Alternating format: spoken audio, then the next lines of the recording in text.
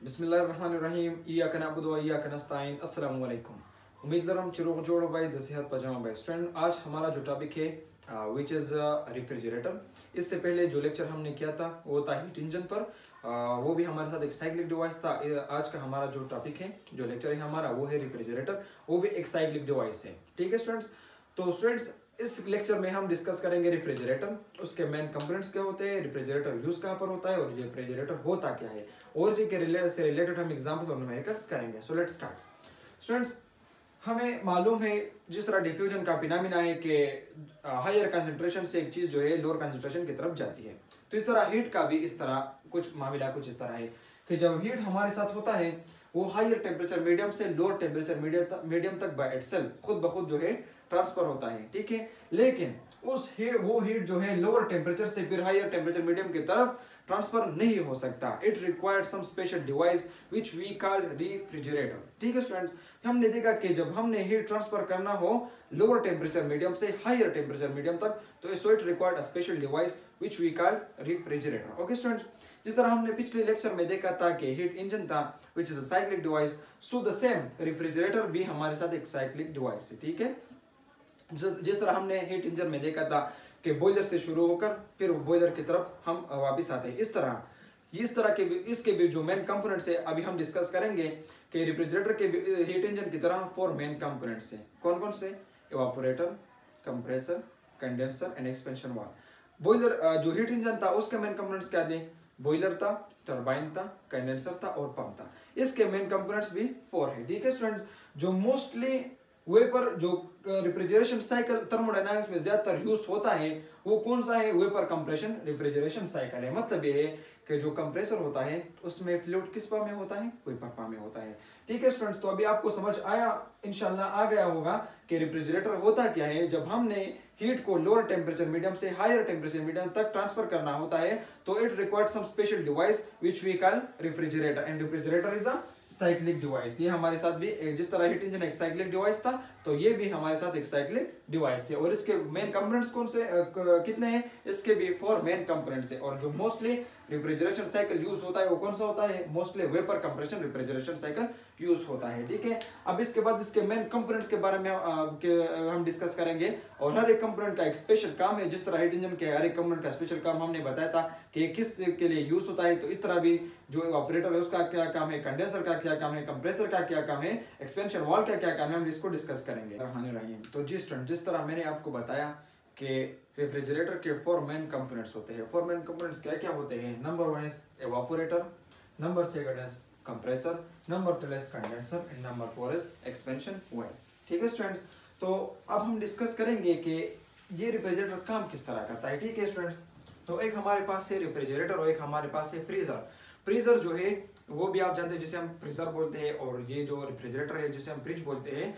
तो ये जो फ्रीजर होता है इसका टेम्परेचर 0 या 0 से लेस देन होता है। ठीक है, -1, -2, -3, मतलब ये है कि फ्रीजर का काम है बर्फ बनाना। ठीक है, और लिक्विड जो है बर्फ बनाने में कितना टेम्परेचर उसके लिए रिक्वायर्ड है? 0 डिग्री सेंटीग्रेड या इससे नीचे टेम्परेचर। ठीक है, और ये जो रेफ्रिजरेटर है इसका टेम्परेचर जो है 0 डिग्री सेंटीग्रेड से अबव होता है।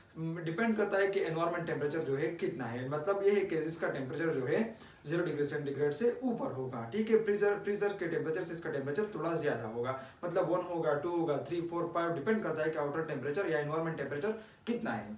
तो स्टूडेंट्स, ये काम इस तरह करता है कि शुरू को होता है ये इवापोरेटर से। इवापोरेटर का काम क्या है? इवापोरेटर का काम ये है कि जो रेफ्रिजरेटर स्पेस होता है इसमें जो हीट होता है, इस इवापोरेटर का काम यह है कि उस रेफ्रिजरेटर स्पेस से हीट निकालना। तो ये इवापोरेटर क्या करता है? रेफ्रिजरेटर जो स्पेस है ना रेफ्रिजरेटर, उससे से क्या करता है? हीट को निकालता है। लेकिन हमें तो पता है कि आउटर टेम्परेचर जो है ज्यादा होता है। फॉर एग्जांपल, अगर एनवायरमेंट का टेम्परेचर जो है 15 डिग्री सेंटीग्रेड या 20 डिग्री सेंटीग्रेड है, तो इसके मध्य मुकाबिल जो रेफ्रिजरेटर का टेम्परेचर होगा वो कितना होगा? 5 होगा। मतलब ये कि आउटर टेम्परेचर से या एनवायरमेंट टेम्परेचर से इसका टेम्परेचर कम होगा। तो लोअर टेम्परेचर पे ऑपरेटर जो है लोअर टेम्परेचर पे क्या करता है? जो रेफ्रिजरेटेड स्पेस में हीट होता है उसको क्या करता है? निकालता है। तो उसने क्या किया? ऑपरेटर ने उस हीट को निकाल दिया, ठीक है। अब ये जब इसका काम ये है कि इस हीट को अब ये क्या करे, एक्सटर्नल एनवायरनमेंट में दे। जब इसको एक्सटर्नल एनवायरनमेंट में देगा तो इसके लिए हम किस चीज को यूज करेंगे, हम इसके लिए यूज करेंगे कंडेंसर को। लेकिन ये जब इसने इस हीट को निकाला तो इसका प्रेशर बहुत ज्यादा कम होता है, ठीक है। ये इस काबिल नहीं होता कि इसको एक्सटर्नल एनवायरनमेंट में दे, ठीक है। तो इसके लिए हम यूज करते हैं कंप्रेसर। जो हीट होता है इसका प्रेशर ये क्या करता है, इंक्रीज करता है। जब इसका प्रेशर इंक्रीज करता है, लेकिन ये भी हमें पता है कि कंप्रेसर तो इस तरह काम नहीं करता। कंप्रेसर के लिए भी हमें क्या चाहिए, एक इनपुट चाहिए जिसे हम इलेक्ट्रिक सप्लाई देते हैं, ठीक है। तो कंप्रेसर को हम क्या करते हैं, वर्क इन देते हैं, मतलब कंप्रेसर को हम इलेक्ट्रिक सप्लाई देते हैं। कंप्रेसर क्या करता है, उसका प्रेशर इंक्रीज करता है। यहाँ पर जो हमारे साथ हीट था ये अब चला गया है कंप्रेसर में, ठीक है। इसका प्रेशर इंक्रीज करने के लिए कंप्रेसर क्या करता है, इनपुट वर्क लेता है, ठीक है। इस मतलब एक इनपुट सप्लाई लेता है और उसी की वजह से उसका प्रेशर क्या करता है, इंक्रीज करता है। जब कंप्रेसर से निकल जाता है तो ये आ जाता है कंडेंसर में। कंडेंसर क्या करता है, कंडेंसर जो वेपर होता है, ये हमारे साथ तो हीट है, द पावर ऑफ वेपर होता है, तो उसको क्या करता है, पहले लिक्विड फॉर्म में कन्वर्ट करता है और उसी के अंदर जितना भी हीट होता है उसको आउटर एनवायरनमेंट में का रिजेक्ट कर देता है। यहाँ पर मैंने दो टर्म लिखे हैं, QL एंड QH। QL क्या है, heat remove from the refrigerated space, वो हीट जो रेफ्रिजरेटेड स्पेस से रिमूव हुआ, ठीक है। और QH क्या है, heat reject to the warm environment. QH वो हीट है जो आउटर एनवायरनमेंट, जो वार्म एनवायरनमेंट में क्या हो रहा है, रिजेक्ट हो रहा है। तो यहाँ पर क्या हो जाता है कि जो हमारे साथ जो वेपर था वो एक काम, उस कंडेंसर के दो काम थे। एक काम था उस वेपर को लिक्विड फॉर्म में लाना और दूसरा काम था कि उसके अंदर जितना भी हीट है उसको आउटर एनवायरनमेंट में रिजेक्ट करना, ठीक है। तो इसने दो काम किए, जो वेपर था उसको लिक्विड फॉर्म में कन्वर्ट कर दिया और जो हीट उसके अंदर था उसका वार्म एनवायरनमेंट में दे दिया। और यहाँ पर जो आउटर एनवायरनमेंट का टेम्परेचर होता है वो हाई होता है as compared to this refrigerated space temperature.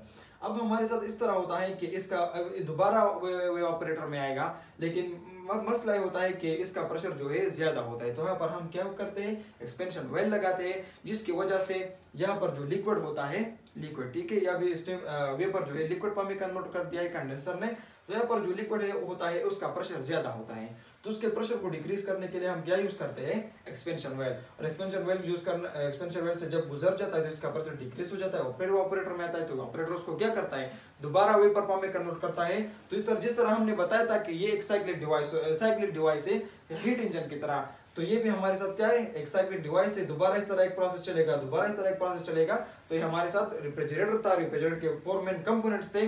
अभी हम बात करते हैं इसकी एफिशिएंसी के बारे में। तो स्टूडेंट्स, एफिशिएंसी का फार्मूला आप सबको पता है, आउटपुट डिवाइड बाय इनपुट, ठीक है। आउटपुट में हम वो चीज लिखते हैं जो हमारा मकसद हो, ठीक है। आउटपुट में हम कौन सा चीज लेते हैं, जो हमारा मकसद हो। यहाँ पर हमारा मकसद क्या है, हमारा मकसद ये है कि हम क्या करें, रेफ्रिजरेटर स्पेस से वो QL मतलब जो हीट जो है वो क्या करें, रिमूव करें। रेफ्रिजरेटर स्पेस से हम हीट क्या करें, रिमूव करें, हमारा क्या है, मकसद है। तो हम यहाँ पर आउटपुट में क्या लिखेंगे कि रेफ्रिजरेटर स्पेस से हम क्या करें, वो हीट रिमूव करें। तो आउटपुट में हम क्या लिखेंगे, QL, ठीक है। और इनपुट, हम इसको क्या इनपुट कहाँ से दे रहे हैं, हमें इनपुट यहाँ से दे रहे हैं, ठीक है, जो कंप्रेसर को मिल रहा है। तो यहाँ पर हम इनपुट की जगह क्या लिखेंगे, वर्क इन, ठीक है, सही है। तो ये हमारे साथ किस चीज का फार्मूला हुआ, एफिशिएंसी का फार्मूला हुआ। लेकिन स्टूडेंट्स एक बात दूसरी है, दूसरी बात ये है कि हमारे पास हम रेफ्रिजरेटर के लिए एफिशिएंसी यूज नहीं कर सकते, हम इसके लिए यूज करते हैं कोएफिशिएंट ऑफ परफॉर्मेंस, ठीक है। तो हम क्यों यूज करते हैं, ये मैं अभी आपको बताता हूँ कि हम क्यों यूज करते हैं। इसके लिए हम यूज करते हैं coefficient of performance of the refrigerator, COP, coefficient of performance of refrigerator, ठीक है। होता इस तरह है कि हम एफिशिएंसी जो है वो हमारे साथ 1 से ग्रेटर देन नहीं हो सकती, 0 और 1 के दरमियान होगी। लेकिन ये कोएफिशिएंट ऑफ परफॉर्मेंस जो है ये ग्रेटर देन 1 आता है। इसके जो तो जी हम दो चीज़ों को डिस्कस कर रहे थे, one is efficiency and second is coefficient of performance, कि हम जो है हीट पंप और रेफ्रिजरेटर के लिए एफिशिएंसी को यूज क्यों नहीं करते, हम इस चीज़ को डिस्कस कर रहे थे। तो जो एफिशिएंसी होती है वो हमेशा 0 और 1 के दरमियान आती है, ठीक है। एफिशिएंसी का भी फार्मूला हमारे साथ इस तरह है, आउटपुट डिवाइड बाय इनपुट। लेकिन उसके जो आउटपुट को जब इनपुट पर डिवाइड करेंगे तो जो वैल्यू आएगी वो हमेशा 0 और 1 के दरमियान आएगी, ठीक है। तो इसलिए हम हीट इंजन के लिए एफिशिएंसी को यूज करते हैं। लेकिन जब बात आती है रेफ्रिजरेटर और हीट पंप के, तो उसके लिए भी सेम फार्मूला है, आउटपुट डिवाइड बाय इनपुट, ठीक है। लेकिन आउटपुट की जो वैल्यू होती है ये हमेशा ज्यादा होती है इनपुट से। अगर आपने कंप्रेसर को जो वर्क दिया है, फॉर एग्जांपल आपने 2 किलो जूल जो है इसको वर्क इन दिया है, लेकिन इसके मुकाबिल जो आउटपुट ये करेगा वो 4 टाइम या 6 टाइम ये ज़्यादा होगा इनपुट से, ठीक है। तो इस तरह जो ऊपर की वैल्यू होगी ये बड़ी होगी आउटपुट की, और जो नीचे की वैल्यू होगी ये कम होगी। तो इसी वजह से जो है जब बड़ी वैल्यू को छोटी वैल्यू पर डिवाइड करेंगे तो जाहिर बात है कि वैल्यू हमारे साथ बड़ी आएगी, which is always greater than 1। तो इस तरह जो आउटपुट को इनपुट पर डिवाइड करेंगे तो वैल्यू जो है ग्रेटर देन 1 आएगी। तो इसी वजह से हम इसके लिए एफिशिएंसी को यूज नहीं कर सकते। तो हम कहते हैं कि coefficient of performance is always greater than unity, ठीक है। और COP को हम क्या कहते हैं, कोएफिशिएंट ऑफ परफॉर्मेंस। अगर यहाँ पर R लिखा है, सबस्क्रिप्ट में R लिखा है तो इसका मतलब है रेफ्रिजरेटर, और अगर इसकी जगह H लिखा है तो इसका मतलब है हीट पंप, ठीक है। तो ये जो एफिशिएंसी होती है वो उसकी वैल्यू हमेशा 0 और 1 के दरमियान आती है, और ये जो कोएफिशिएंट ऑफ परफॉर्मेंस की वैल्यू है which is always greater than 1, ठीक है।